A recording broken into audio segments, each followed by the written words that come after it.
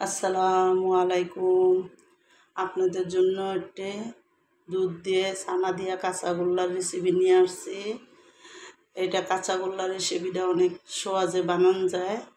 আমি প্রথম দেখুন এখানে 3 লিটার দুধ দিছি। 3 লিটার দুধটা যখন ভালো মতন গরম হয়েছে তখন কিন্তু আমি এখানে লেবু দিয়া এই দুধটারে ফাটাই নিতেছি, দুধটা যাতে ছানার মতন হয়ে যায়। আমি ততক্ষণ দুধটারে করছি। যখন দুধটা গরম আসছিল তখন আমি এখানে লেবুর রসটা দিয়ে দিছি। এখন আস্তে আস্তে একটু লাড়া দিলে কিন্তু দেখুন ছানাটি কেটে যাবো গা।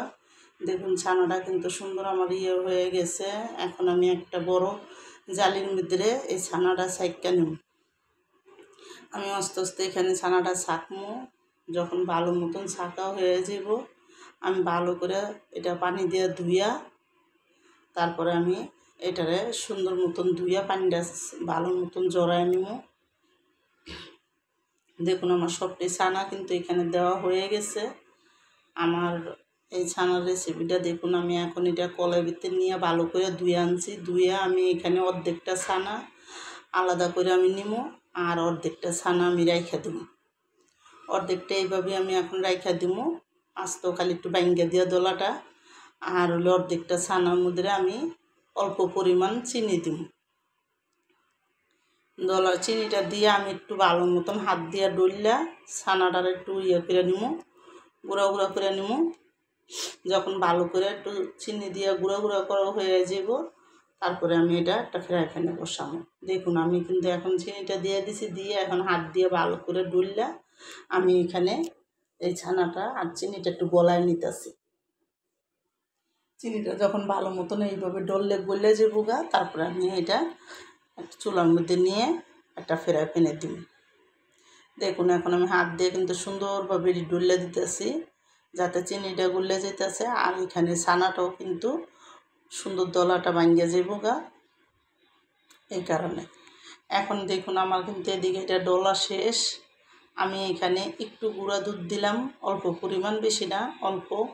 গুঁড়া দুধটা দিয়েও কিন্তু আমি এখানে ছানাটার সাথে ভালো করে একটু মিলাই নিব। গুঁড়া দুধটা দিলে এই কাঁচাগোল্লার রেসিপিটা খাইতে অনেক মজা লাগে, এই জন্য দিছি আমি। এখন দেখুন আমার কিন্তু এদিকে এটা সুন্দর করে মাখা হয়ে গেছে। এখন আমি চুলার মধ্যে একটা ফ্রাই প্যান বসাইছি, বসাইয়া এখানে আমি সুন্দর 2 চামচের একটু বেশি হবে 3 চামচ ঘি দিয়ে দিছি। ঘিটা দিয়া যখন ঘিটা হালকা একটু গলে আইছে তখন আমি এখানে দেখুন এই ছানার রেসিপিটা ছাইড়া দিই। ঘিটা সুন্দর করে পুরোটা ফ্রাই প্যানের ভিতরে ছড়াই দিয়া এখন আমি ছানাটা এখানে দিয়ে দিই। সুন্দর মতন ছানাটা কাঁচায় দিয়ে দিব, দিয়ে আমি এখানে কনডেন্স মিল্ক দিব। এখানে আমি একটু ছানাটা মিষ্টি হওয়ার জন্য আর একটু কনডেন্স মিল্ক দিব। আমি একটা কনডেন্স মিল্ক ভাঙ্গে নিছি, নিয়ে ওইখান থেকে অর্ধেক পরিমাণ কনডেন্স মিল্ক দিব। দেখুন আমি অর্ধেক কনডেন্স মিল্ক দিছি, দিয়ে এখন আপনারা যার যার স্বাদ মতন মিষ্টিটা দিতে পারেন।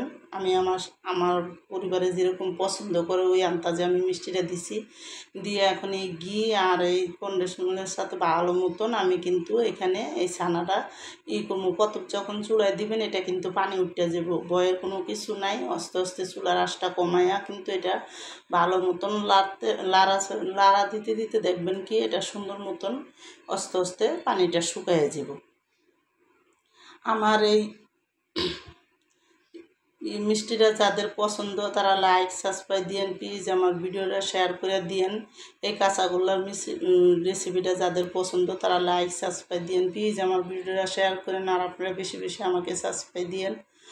দেখুন এখন আমি কিন্তু এখানে সুন্দর মতন আস্তে আস্তে এটা লাড়তে লাড়তে দেখুন একটা কিন্তু কড়াইটা ছাইড়াইতেছে। যখন কড়াইটা ছাইড়াইটা সুন্দর মতন ঘিটা উপরে উঠে গেছে তখন আমি যেই ছানাটি রেখে দিয়েছিলাম কাঁচা, ওই ছানাটার মধ্যে আমি এটা কাঁচায় দিয়ে দিলাম। দিয়ে এখন আমি কিন্তু এটা একটু গরম আছে, আমি আস্তে আস্তে মিলাইতেছি যাতে এটা হাত দিয়ে না মিলাতে এটা দিয়ে আস্তে আস্তে আমি বাইঙ্গা মিলাই দিতেছি। মিলান যখন হয়ে যাব তখন আমি হাত দিয়ে একটু ভালো করে মিলাম।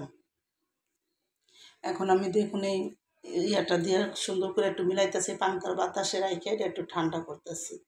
যখন এটা ঠান্ডা হইব তখন আমি হাত দিয়ে কিন্তু এটা মিলাইয়া এখন দেখুন আমি একটা একটা করে কাঁচাগোল্লাটা হাতে নিয়ে একটা করে সুন্দর করে একটা গোল গোল করে আস্তে আস্তে হাতে মুঠো মুঠো করে গোল করবেন, তাহলে এক হাতে সুন্দর মতন হয়, দুই হাতে ভালো হয় না। এই জন্য আমি আমার আন্দাজে আমি সুন্দর মতন সাইজ মতন একটা বল করে লইতেছি। একটা বল করা হইলে আমি এখানে গুঁড়া দুধ রাখছি, গুঁড়া দুধের মধ্যে মিলাইয়া আমি একটা প্লেটে সুন্দর করে ধুয়ে দেব। এখন আপনাদের সুবিধার জন্য আমি আরও একটা দুইটা বানায় দেখাইতেছি। দেখুন আমি কিন্তু এইভাবে করে সবটি বানাইয়া আমি দুধের মধ্যে মিলাইয়া আমি ওইখানে রেখে দেব। দেখুন এখন কিন্তু সুন্দর মতন এটাও আমার হয়ে গেছে। এখন এটারও আমি এই দুধের সাথে ভালো করে মিলাই দিই। দুধটার সাথে মিলাই দিলে এই কাঁচাগুলো খাইতে অনেক মজার, আর এটা অনেক ভালো লাগে খাইতে। দেখুন এখন আমার এই কাঁচাগোল্লার রেসিপিটা পুরো বানানো হয়ে গেছে, আর আপনারা সবাই খেয়ে দেখেন একদিন বানায়, অনেক মজার। এই মিষ্টিটা অনেক সহজে ঘরে বানানো যায়। দেখুন এখন আমার এটা বানানো সম্পূর্ণ ক্লিয়ার, আমি এখন রাইখা দিই।